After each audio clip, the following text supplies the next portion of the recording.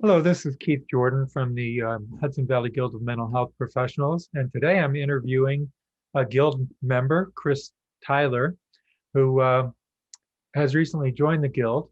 How are you doing, Chris? I'm doing pretty good.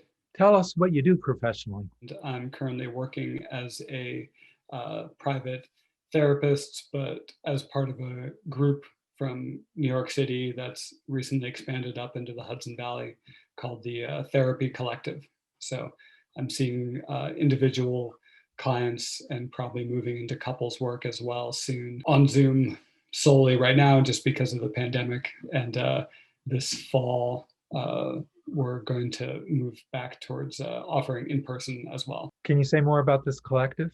I guess they started about 4 years ago, simply as a way to support each other with regular supervision and things like that. A couple of the folks moved up here into the Hudson Valley during the past couple of years and felt like they wanted to refocus their work up here because there's plenty of clients here upstate and people who want therapy, and it's made up of psychologists and social workers, a nice mix of people from different backgrounds, and it's nice for me to be able to draw on their experience to do this work. What got you interested in your profession and doing the work you're doing?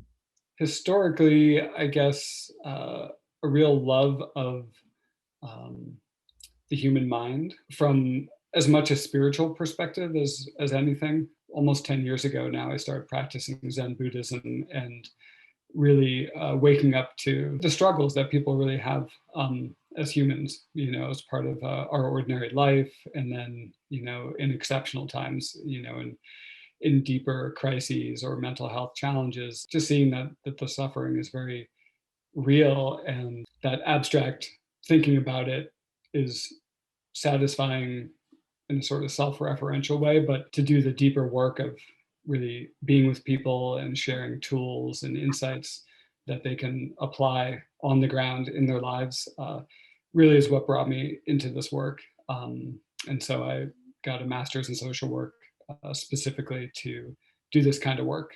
It's been uh, challenging, it continues to be challenging almost every day, which is great and also satisfying. So it sounds like, in a way, your Zen Buddhism evolved or contributed to your interest in being a social worker. Yeah, very much so, to understand, sort of why we suffer, why we struggle, why things feel like they don't work out for us. I think it's worth looking at the roots of it no matter what. I originally did a lot of Gestalt therapy workshops on the West Coast before I even began training as a social worker in Gestalt too. I mean, Fritz Perls, did some Zen practice himself, which doesn't get talked about much, but I think he got some insights from that he brought into Gestalt, and then Laura Perls and others did as well. But so it's there in Gestalt, the emphasis on the here and now and working with the here and now until we get kind of stuck or stopped, and then going into our roots, bringing more stuff into the here and now, and then going back to working in the present moment, and that kind of back and forth. And eventually what we discover is, yeah, that we have these old patterns in ourselves. The Buddhist framework is that they go back even before us, before our lifetime. Yeah, I really draw on it. You said that you have a social work degree. Do you want to say more about your education? It was pleasant, not highly remarkable education at a good school. I went to the Westchester University of Pennsylvania. They try and cover everything in 2 years, which is impossible. And so you just end up getting a lot of touches, policy and things like that, mental health, which is mainly from a sort of a pathology perspective. So how do you get referrals? How do people learn about you? Right now, I'm on Psychology Today, Chris Tyler. I'm in Shokan, New York, so you can put in the 12481 zip code or the Therapy Collective NYC website. So what would you say sets you apart from other therapists? Like, why would someone decide to choose you instead of some other random therapist? I think it kind of goes back to my roots with Gestalt training. I've always had a predilection for doing the work in as playful and curious a way as possible. And I phrase it that way in particular because there are some parts of the work that, in my own therapeutic journey as a client, that there were things that maybe were never going to be playful, but there are times for that. And I think if we acknowledge that, it helps on the journey. It doesn't need to all be dwelling in painful places. It doesn't need to be heavy in that we're unearthing old patterns that don't work and traumas and things like that. Although it's really important to explore those as we encounter them. I I think, looking at our own minds is fun, can be fun, should be as fun as possible because that gives us energy to do something with that insight that is more available to me when I'm thinking about it in just fresh ways and ways that are as creative and playful as possible. It feeds our courage to dig deeper.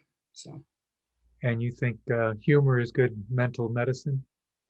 yeah, pretty much every way in the mind body connection. It helps us to laugh at ourselves a little bit. The humor will help us when we touch parts of our identity that are uncomfortable. It's going to give us that courage to get there. The somatic response to laughter is healing. It's relaxing. It's releasing tension, even if it's just temporarily in that moment. It's good.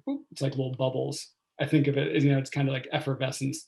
We can smile a little bit at the things we've done in our lives that work or don't work, and the sort of the shared foibles, to use an old-fashioned word, of our journeys. I think is really great. You said you're mostly doing teletherapy, but you're planning to return to in-person soon. Yeah, yeah. I'm excited for it because I think the possibilities for attunement between the therapist and client are greater when it's not on Zoom. That in person, reveals a different degree of depth and subtlety. So if someone were to be interested in using your services, how would you want them to contact you?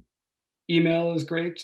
I also have the phone number on the website, 267-428-0044. And that goes to voicemail and text. And then we set up a conversation and take it from there. Well, thank you very much, Chris, for this conversation and the information that you've shared. Thanks for putting these together.